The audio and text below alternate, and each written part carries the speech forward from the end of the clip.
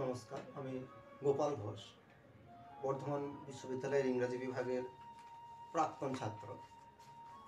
আজকে যে বিষয়টা নিয়ে বলবো, যে বিষয়টা বলতে যে মানুষটাকে নিয়ে বলবো, সেই মানুষটা সম্বন্ধে হয়তো এই কয়েক সেকেন্ড বলে তার সম্বন্ধে বলা সম্ভব না। এই কারণেই, কারণ মানে he is a man with infinite variety of self.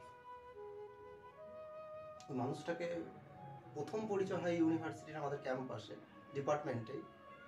তার উদারতা, মানুষের প্রতি তার সহনশীলতা এবং প্রত্যেকটা ক্ষেত্রে তার যে কোঅপারেটিভ অ্যাটিটিউড, সেটা প্রত্যেককে, শুধুমাত্র আমাকে নয়, সমগ্র আমাদের ব্যাচটাকে কিন্তু মুগ্ধ করেছিল তার প্রতি। সেই মানুষটার নাম হচ্ছে দেবরাজ সাহা।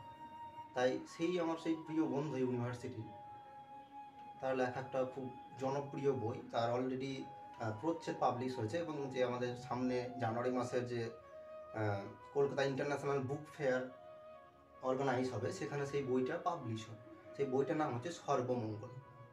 সেই বইটা সত্যি একটা ইউনিক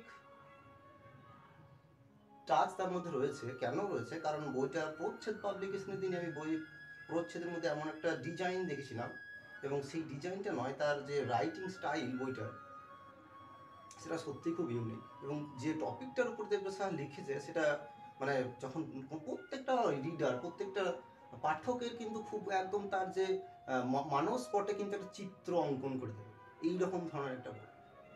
যে বইটা সম্বন্ধে হয়তো আমরা প্রত্যেকে মানে undoubtedly I can say that this book must touch the psychological landscape of each and every reader. There is no doubt about it.